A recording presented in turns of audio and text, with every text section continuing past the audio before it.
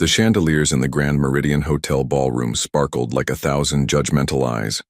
I lifted my champagne flute, the bubbles rising just as fast as my confidence.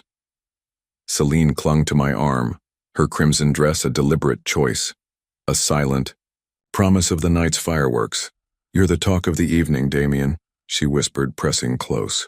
Her perfume was intoxicating, a heady mix of vanilla and smoke.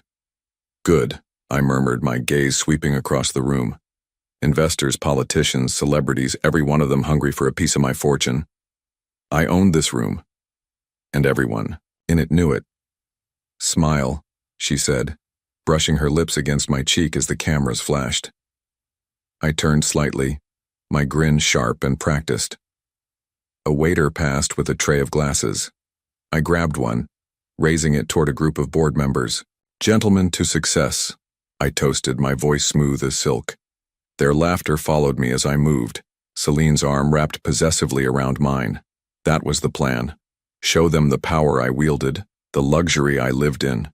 Show them the woman on my arm, the empire at my feet. "Damien?" Celine purred, her hand tracing my sleeve. "They're staring at us." "Let them," I replied, my voice low. "Tonight I'm king. If this story resonated with you, hit like, spread the word and tell us where you're watching from." But then, like a cold wind in a summer garden, the room shifted. A hush fell, a collective breath held. I turned, frowning, following their gaze. And there she was, Marissa, my wife. Her black dress hugged her swollen belly, each step confident, unhurried. Her eyes found mine, calm and unreadable. And beside her, Ethan Cade, the CEO I'd crushed in a merger 2 years ago. He stood tall, his suit impeccable, his hand resting protectively on her lower back. My chest constricted. Celine's fingers dug into my arm. "Who the hell is that?" she hissed, but I couldn't answer. Marissa's gaze never wavered. She didn't flinch, didn't smile. The cameras swung toward her, like vultures scenting blood. Flashes lit her face in quick succession, capturing every inch of her composure. My mind raced. How did she know him? Why was he with her? I felt the room tilt, my grip on Celine tightening. Ethan met my gaze, his expression cold and steady. I opened my mouth, but no words came. Marissa stopped a few feet away. She placed a hand on her belly, her chin high. "Evening, Damien," she said, her voice calm and unwavering. Her presence shattered the illusion I'd built around myself. Every laugh, every cheer, every glance, the power I'd held for so long, slipped through my fingers. I tried to swallow, but my throat was dry. Celine's nails bit into my skin. "Damien?" But I couldn't answer, because in that moment I wasn't the king of this room anymore. I was just a man, outplayed, outmaneuvered, and left standing alone in the wreckage of my own arrogance. The air around me felt suddenly thin, as if the walls themselves were closing in. My hand clenched around the stem of my glass, my knuckles white. Across the sea of staring faces and gossiping mouths, her eyes locked with mine. Marissa. Her expression was unreadable, a mask of calm I'd never seen on her before. She stood tall, one hand resting on the curve of her belly, a belly I hadn't even known existed until tonight. 100 questions crashed through my mind, but the one that stuck sharp as a knife was, why had she kept this from me? And then there was him, Ethan Cade. He stood just behind her, a fraction to her left, close enough to be protective, but distant enough to pretend it was business. His posture was relaxed, but there was a sharpness to his eyes that made my skin crawl. Who the hell did he think he was? I shifted my gaze between the two of them. Marissa's lips curled slightly, but it wasn't a smile. It was a challenge, a silent dare to make the first move. "Damien?" Celine's voice snapped at my side, but it felt like a distant echo. Couldn't look away from Marissa. Her eyes held a depth I'd never noticed before, strong, determined, and utterly composed. She looked like a woman who'd found her own strength, no longer willing to bend to my whims. My throat went dry. Ethan's hand brushed lightly against the small of her back, a gesture so subtle that most people would miss it. But not me. My jaw clenched. Marissa's gaze never faltered. "You look different," I managed to say, my voice barely above a whisper. She raised an eyebrow, her eyes glinting under the chandelier's light. "Do I?" she asked, her tone even, unbothered. I opened my mouth to reply, but the words caught in my throat. Ethan's eyes met mine, calm and unflinching. "She's stronger than you remember," he said quietly, his voice low enough that only I could hear. I felt the blood drain from my face. Marissa shifted her hand on her belly, a protective gesture that made my chest tighten. Who was this woman standing before me? The whispers in the crowd rose like a tide, the weight of their curiosity pressing on my shoulders. Damien Blackwell, the man with everything, suddenly felt like he had nothing at all. I glanced at Celine, who looked confused, her eyes darting between Marissa and me. My mind raced. Why was she here, and what did she want from me? The laughter behind me stung like a slap. "Look at them," Celine murmured, her voice a purr of poison. Her fingers trailed down my arm, a deliberate display of ownership. "Your sweet little wife playing hero with the CEO? She thinks she's got you beat." My jaw clenched. I wanted to rip that smirk off her face, but I needed her. For now. Celine leaned in closer, her breath hot against my ear. "Don't let her make you look weak.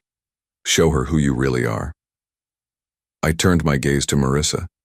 She stood just beyond the dance floor, her hand still resting on her stomach, that same calm stare fixed on me. Ethan Cade remained by her side, his posture casual yet unyielding, like he'd been rehearsing for this moment his whole life. Celine's fingers squeezed my wrist. "You're Damien Blackwell," she hissed, a wicked smile playing on her lips. "Reminder." I pulled away, my anger boiling beneath the surface. As I stepped forward, Ethan's eyes met mine, cool, assessing. "Damien," he said, his voice smooth, just loud enough for me to hear. "This isn't the time or the place." My teeth ground together. "You don't get to tell me when to talk to my wife," I spat, my voice low, dangerous. Marissa's gaze flickered to Ethan, then back to me. "I'm not your wife tonight," she said quietly, her voice steady. "Tonight, I'm just a woman." "You hurt." The words sliced through me, leaving only raw, exposed nerves. Ethan's presence loomed beside her, his calm authority making my chest tighten with resentment. He didn't have to say anything more. His stance alone told me everything. He was her shield now. Celine's laughter faded, her hand dropping from my arm as she realized the game had changed.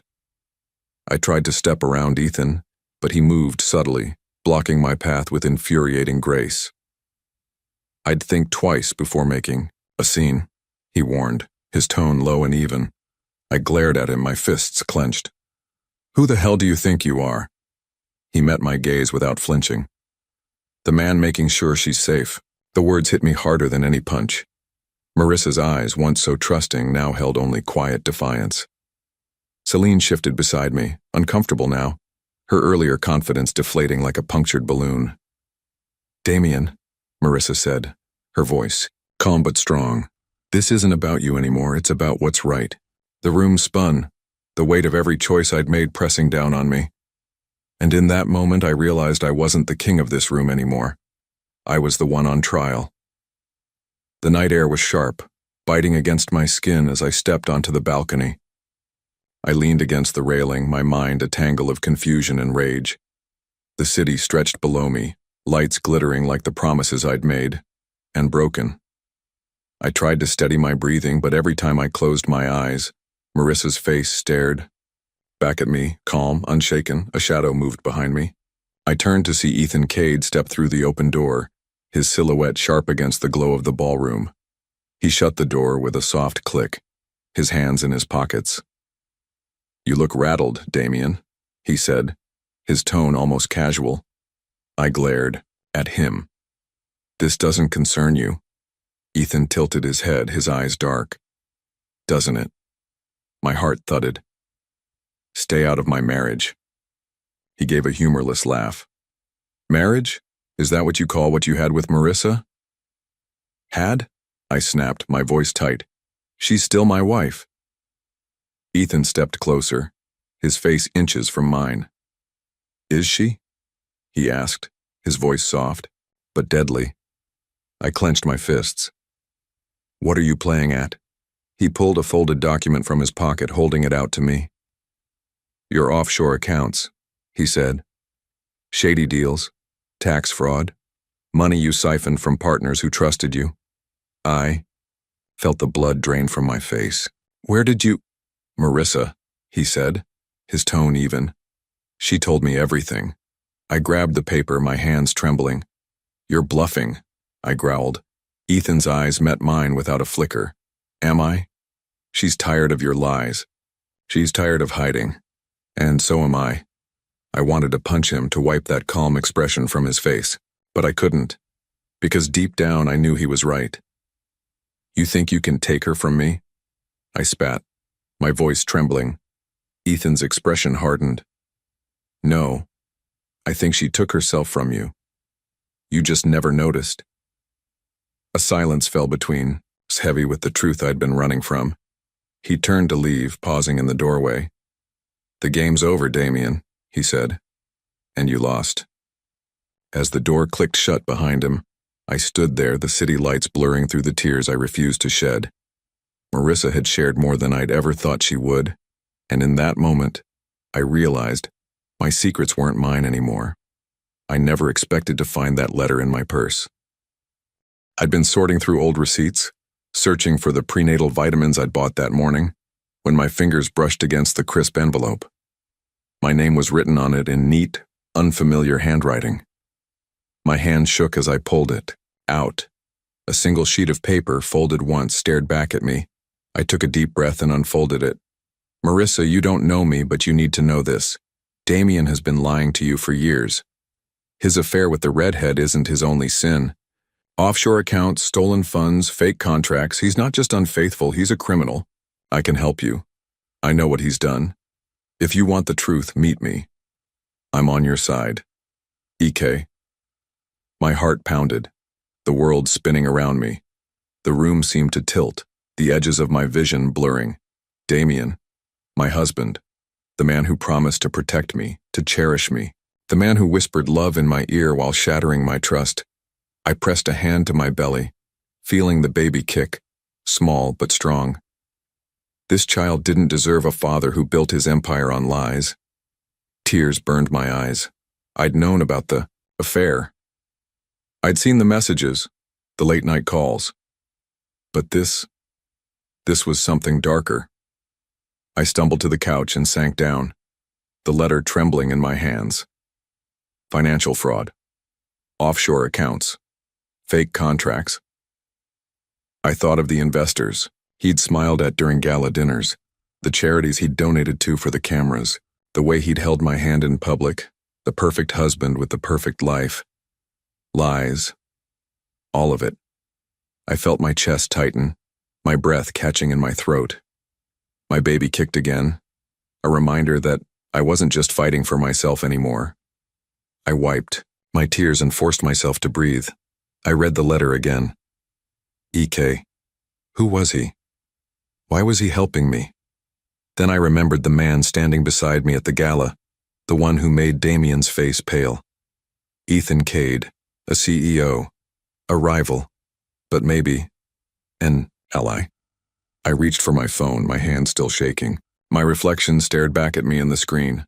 Eyes swollen, lips trembling, but something else too. Strength. I'd given Damien the benefit of the doubt for too long. I couldn't let him ruin our lives anymore. I picked up the letter and folded it carefully, tucking it back into my purse. The baby shifted again, and I pressed my palm to my belly. I'm not giving up, I whispered. Not for you. Not for us. Damien thought he had all the power, but he'd never counted on me finding my own. Ethan's office felt like a fortress. Glass walls, polished wood, and an air of silent authority. I'd never imagined myself here, sitting across from him, my hands folded over my swollen belly. He watched me with a measured gaze, his fingers drumming lightly on the desk. Thank you for coming, he said, his voice low. I met his eyes, wary but determined. You said you could help me, I said. Why? His sigh was slow, as if he'd rehearsed it 100 times. Because Damien hurt my family too. I frowned. How? He leaned back, his jaw tightening. My sister Layla ran a small marketing firm. Damien promised her a partnership, then blindsided her with a hostile takeover. She lost everything. The room seemed to shrink around me. And He hesitated, his voice catching. She took her own life 6 months later. A chill crawled up my spine. I'm so sorry, I whispered, my voice trembling. He shook his head. Don't be. Be angry. Be ready to fight. Damien ruins lives and walks away without a scratch. His eyes darkened, a storm behind them. I wanted to crush him in court, Ethan continued. But every time I tried, he slipped through. When I saw you at the gala, pregnant, alone, I knew he hadn't changed. My throat felt tight. He hasn't. For a moment, neither of us spoke. The air between us felt fragile but alive. Ethan leaned forward. Marissa, he said softly, I'm not asking you to trust me, but I can help you. I know his financials, inside and out. I know where the bodies are buried. I gripped the edge of the desk. Why me? Why now? He met my gaze without blinking. Because he hurt you, and because you're stronger than you think. I can see it. A warmth spread through my chest, a flicker of hope I hadn't felt in months. You're not alone, he said. I swallowed hard, blinking back tears. He'll come after me, I whispered. Ethan's jaw hardened. Then let him try. For the first time since I'd found that letter, I felt like I wasn't drowning. I straightened my back, determination filling every corner of me. Okay, I said. Let's do this. His smile was small, but it felt like a lifeline. Let's take him down, he agreed. And in that moment, I knew. Damien Blackwell had no idea what was coming for him. The gala shimmered with laughter and bright lights, but all I could feel was the tension coiling in my chest. Ethan stood beside me, his posture relaxed but his eyes sharp. Tonight's the night, he murmured. I nodded, my hands trembling. The orchestra played a soft waltz, but the music sounded like a funeral march. I scanned the room, finding Damien across the floor. He was the center of attention as always, holding Celine's hand with that trademark smirk on his face. Ethan leaned closer. Ready? I swallowed hard. Do it. Ethan moved through the crowd with calm purpose, a quiet predator. He reached Damien just as the song ended. Damien, Ethan said, his voice even but cold. I thought you'd want to know who's been selling your secrets. Damien's smile froze. What the hell are you talking about? Ethan's gaze flicked to Celine. Your mistress. A collective gasp rippled through the crowd. Celine's face paled, her hand dropping from Damien's arm. That's a lie. She spat, but her voice trembled. Ethan pulled a phone from his pocket. Emails, texts, financial transactions, he said, his tone almost casual. Months of evidence. Damien's face turned ashen, his jaw tight. Is this true? He demanded, his voice low and dangerous. Celine's lips trembled. Damien, answer me, he snapped. Her eyes darted around, seeking an exit that didn't exist. I needed the money, she whispered. A hush fell. Damien's hand dropped to his side, his expression shattered. All this time, he muttered, his voice ragged. You were the one betraying me. Celine's mask cracked completely. Tears streamed down her face, but no one reached for her.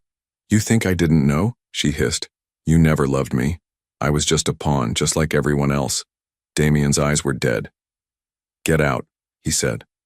Now. She tried to grab his hand, but he jerked away. Please, get out, he roared. The crowd parted as she fled, her sobs echoing through the ballroom. Ethan's eyes met mine across the room, a silent victory passing between us.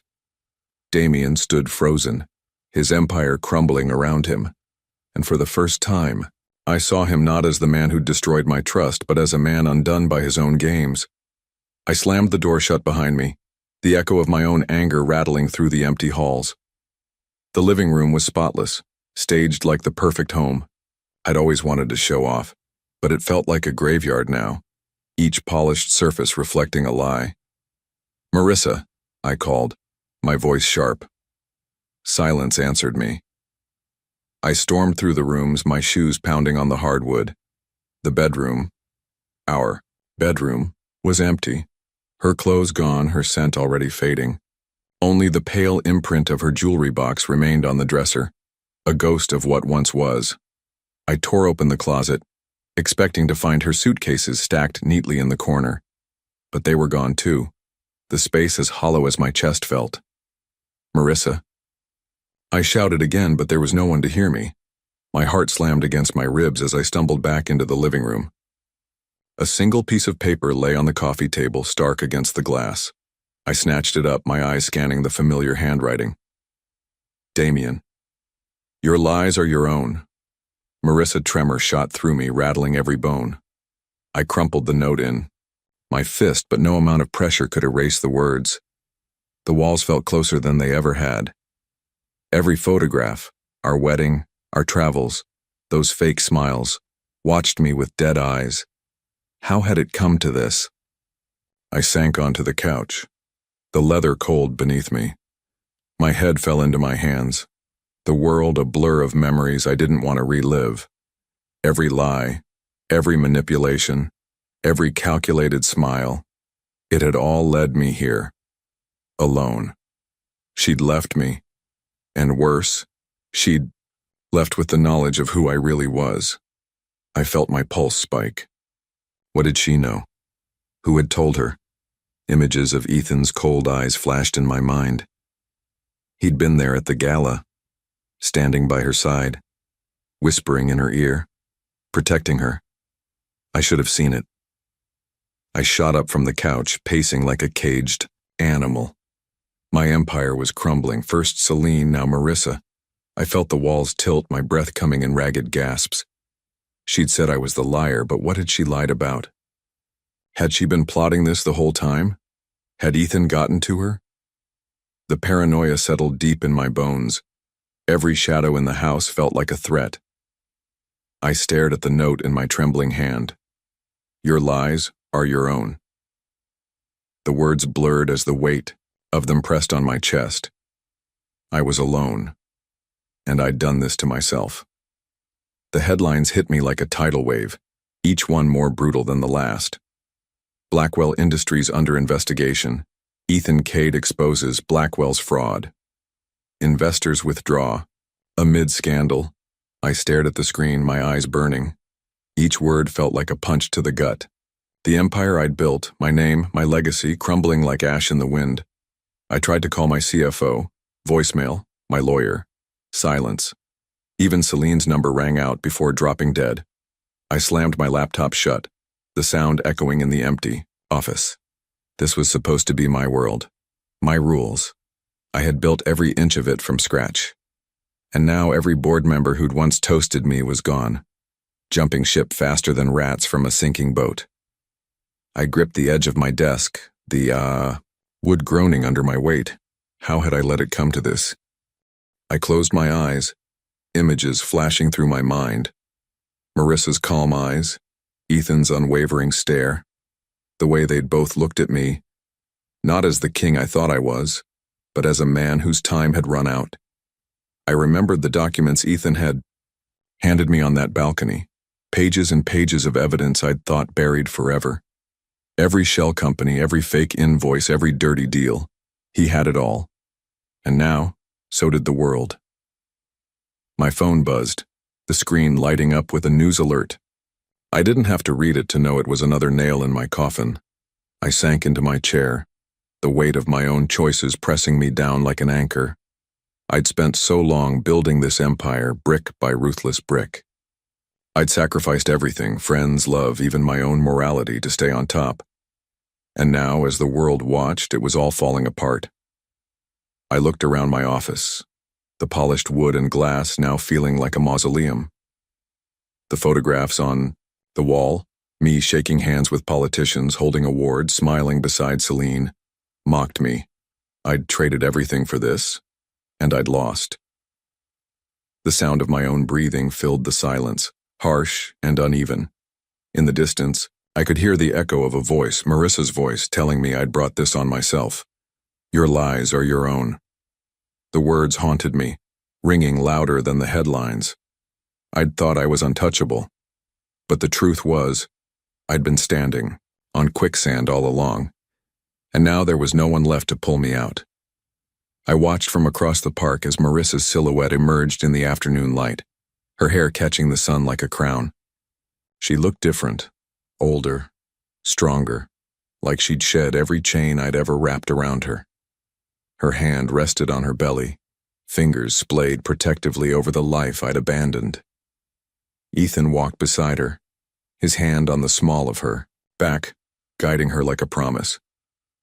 She laughed at something he said, a sound that made my chest ache. I'd forgotten how her laughter felt, how it used to light up the darkest corners of my life. They paused by a bench under a cherry tree. Ethan reached into the stroller I hadn't noticed before and lifted a small bag, handing it to her. She took it with a smile I'd never seen her wear with me. My heart twisted. I wanted to call out to her, to bridge the chasm I'd created, but my throat closed around the words. I was the man who'd lied, the man who'd chosen power over love, the man who'd let secrets corrode every promise. She turned slightly, and for a moment our eyes met. The world stilled. Her gaze was calm, no anger, no pity, just the quiet strength of someone who'd finally found her own power. I stepped forward, but Ethan's hand fell on her shoulder, steady and sure. She turned her head to him, her smile blooming like spring. I froze, the weight of every betrayal, every manipulation, every lie crashing down on me. I wanted to scream, to tell her I was sorry, that I'd change, that I'd never meant to hurt her, but all I could do was stand there, a ghost in the life I'd destroyed. She turned away, her profile strong and proud. The wind lifted her hair, a silent goodbye. Ethan leaned in, his lips brushing her temple. She laughed again, the sound fading as they walked away. Together, I stood there, rooted to the ground, watching the woman I'd once thought would always be mine. I wanted to run after her, to beg for forgiveness, but I knew it was too late. Because the truth was, I'd never deserved her. I'd made my choices and she'd made hers. As the cherry blossoms fell around me, I felt the weight of every secret, every lie. The legacy I'd built on power and betrayal lay in ruins at my feet. She'd found a new life, and I'd been left with the ashes of my own. The last look she'd given me was not of hate or anger, but of a woman who'd finally freed herself from a man who couldn't love her enough to let her breathe.